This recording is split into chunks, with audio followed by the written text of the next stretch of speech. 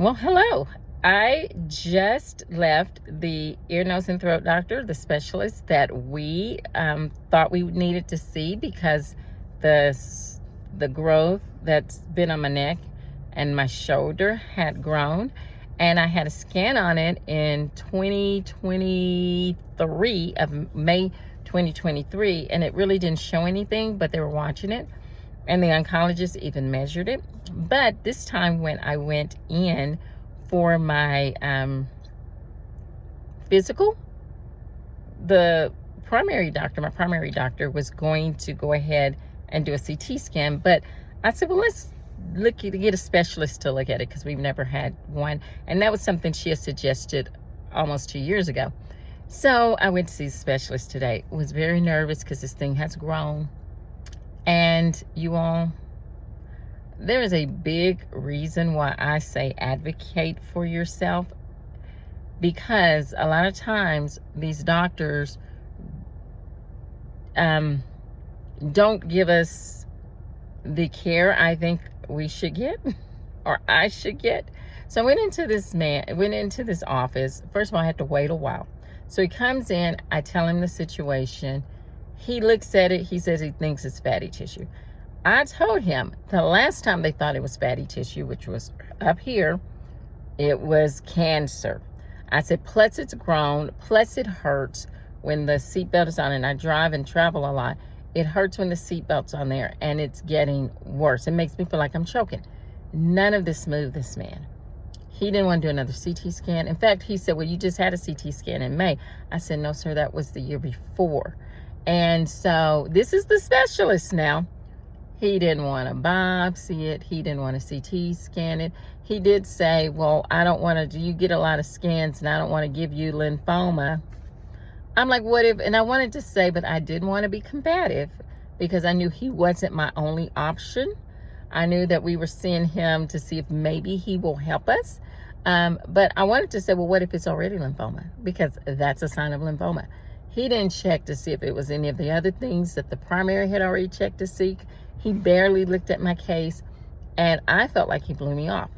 Now, I was furious when I left that doctor's office because I had prayed that I would not see another doctor that didn't take a situation serious, and I had to get another doctor to do whatever to find out the situation.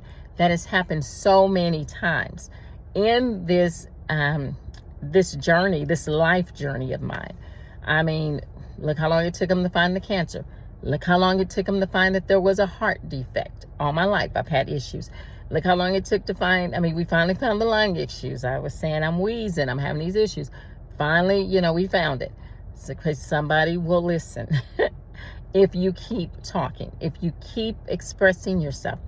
And I felt like the Lord was there because even though he didn't do what needed to be done, I was very articulate to give him why I was there. I'm like, I told him I can handle pain and I can handle a lot of things, but when I see a growth in my body that's growing because of my history and what I know how my body reacts, and the fact that we know something is draining the body, I want to make sure that that particular growth is not of concern, and that still did not move him.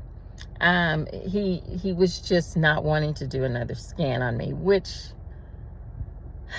I don't understand, because the primary was going to scan it because she wanted to make sure it wasn't anything of concern because it was a problem. So anyway, because I prayed about it, guys, and I prayed for the right doctor, I don't take what he's saying as true because it does hurt and it is a problem. And he didn't do anything to find out what was going on under there. He doesn't know me, but he didn't take me serious, in other words.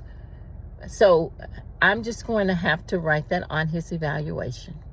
Just like the lung specialist who saw the scarring on the lung base that blew me off and was kind of upset that I had an 8 o'clock appointment. I just wrote it on the evaluation and saw another lung specialist. Told my doctors, and they did the scan, and they found what was going on. And so this is why you have to advocate for yourself, and that's why you have to understand that these doctors are not perfect. And I'm not saying this guy is a bad doctor. I'm saying he did not take someone like me with my history, that is, energy is being drained from somewhere, and we've got something that has grown. He didn't take that as serious as I thought he should. So I'm not going to stop. I'm just going to let my primary know. And I'm going to, when I talk to the oncologist, and I'm going to let her know. But one of the things I did tell him was the oncologist didn't notice it. And so he said, what the good thing that came out of it, he said he was going to email what he thought to, or message what he thought to the oncologist. That's good, because now there is, if we do find out there is something, they get to have a talk with him. Because I'm not going to keep that quiet. Because if someone, like I said, I don't know if I said it here, but I did say it to one of my friends, that if they're treating someone with my history like this, some of these doctors, they're treating other people worse. Because I have reason for concern. And most of my doctors that I see are take this stuff serious. And we deal with the issues, and we find the reason for certain things because they care about my quality of life. But when you find someone that doesn't, just go to someone else and say something, because they don't know it needs to be fixed unless we tell them it needs to be fixed. So I'm not going to trash him. I prayed about it. God, for some reason, knew I needed to see him. So I'll just do my assessment of what happened today and go from there. And so we'll figure out what's causing this growth. And until then, I'll be okay. God will sustain me, and he will make me, he will make it bearable. Because, I mean, it hurt. I mean, it makes me feel like I'm choking too. That was something I thought would be a concern to him. That was a concern to my doctor. It wasn't to him. And he's the ear, nose, and throat doctor, and he did not probe deeper. He didn't get my history or anything. But that's okay. Somebody else will. So that's how that appointment went. I was nervous about it without even finding out results of what's going on. So it's just a continuing journey thing, and I guess that was why I needed to see him so I can relay my assessment. So the journey continues with this particular thing. Yeah, so don't give up. If someone's not listening to you, just find someone else that will. Keep talking until they hear you. Bye.